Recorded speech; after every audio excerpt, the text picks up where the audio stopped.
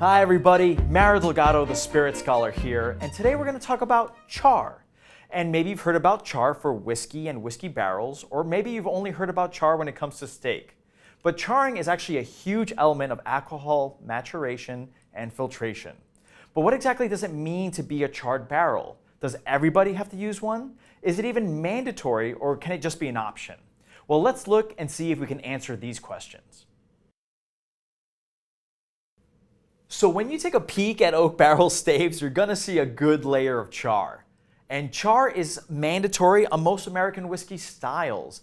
It really falls into this other category when it's not brand new charred oak. But for the rest of the world, it's actually only gonna be an option. So when US whiskey makers are actually done with their barrels with new charred oak, they make their way to many parts of the globe, used for different types of styles, maybe for a barrel-aged gin or for a rum or other types of whiskey. But Scotland is actually the biggest user of American bourbon barrels. And sometimes they take these barrels and they'll take them as is, or they'll scrape the inside of the barrels, removing the old char and then re-charring the insides. And they could even do this up to 3 to 4 times. But you have to keep in mind, the more often this is done, the less effective it becomes each time. And even if you scraped and re-charred a barrel as if it was new, you wouldn't be able to use it for American whiskey styles, or the most popular American whiskey styles. It always has to be a freshly charred, new make oak barrel. Even toasting a barrel doesn't cut it in American whiskey styles. There are distillers out there that are actually using toasted heads for their barrels, but this is kind of a legal gray area. It does impart unique flavors, and I think it really is a big element and really enticing for people to make whiskey this way, but it's not necessarily cut and dry and black and white. And in other parts of the globe, your barrel can be uncharred, it can be toasted, it can be charred, or they might not even use a barrel at all. But what sets apart American whiskey styles is that it becomes mandatory on a legal level. They have to have a charred barrel to meet certain requirements, which really, kind of sets the US market apart and creates something really special. So there are levels to the char, and 4 is the industry standard. So we have 1, 2, 3, and 4, and they're all separated about how much time that barrel or that stave has had contact with an open flame. That flame is going to be at 284 Fahrenheit or 140 Celsius, and the char on the stave can be about 5 to 10 millimeters thick. Now, for char 1, it's very rarely used, and sometimes you might even see it in wine, and that's only charred for about 15 seconds. So it's going to be a very light char.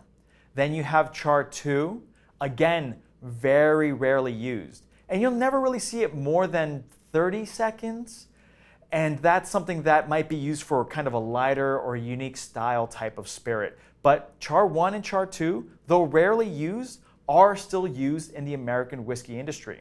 Now let's take a look at char 3. So with char 3, let's look at what's going on here. This barrel has been charred for 35, 45 seconds. It has a little bit of a raise, but there's still a good level of char. And you'll see that the barrel will actually soak to the barrel line here, and that's actual spirit that was used in there. Now with bourbon production, char 3 is what you're going to see the most of. And you're absolutely legally allowed to use any style of char on your barrel as long as it's charred new American oak. But char 3 seems to kind of be the sweet spot when it comes to bourbon.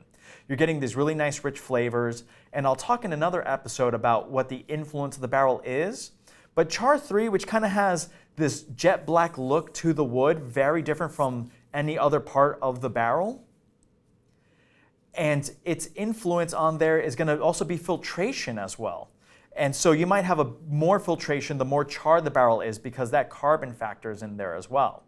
But this is going to be char 3, the bourbon char. This is going to be what you're going to see as the industry standard, the most popular out of all the char types in American whiskey styles. And then now when it comes to char 4, we have something different. Char 4 you'll typically see in rye production, and they call this the alligator char. Now this is going to be 45 seconds or more. I don't think it could be more than a minute, but there's bumpiness, there's texture, there's more absorption in this wood. There's more of a factor for it to be absorbed in there. So while this is smooth and has a really permeable surface, this is kind of like the nitty-gritty in here. And so though Char's role is not to impart the wood flavor actually into the spirit, the Char 4 still has kind of this smoky factor that is present in whiskey production. And I mean, it's just kind of gorgeous and more texture to look at, and looks more like a charcoal briquette than your Char 3. And so I feel like this is kind of what really makes it special and what separates, using your Char 3, using your Char 4, the choices you make. But in reality, 1, 2, 3, or 4, whether it's something as simple as this or complicated as your Char 4 alligator char, this is something that's going to make a huge influence on your final spirit. So I kind of hope you learned something about Char. It really is a huge factor in the industry in the sense of American whiskey styles, but it's still an option in other parts of the globe, like I mentioned before. So it's something that should be taken into consideration. And in another episode, I'll cover the way it filters or add colors and all those things. But I want you to understand that Char is something that even some distillers don't even see themselves because they never look in the inside of their barrels. So taking a peek at a stave is really a unique experience, and I'm glad I could bring that to you. And if you have questions, put them in the comments below. And hopefully you've learned more about how you can appreciate the spirits you enjoy every day. And like I say, drink what you love and love what you drink.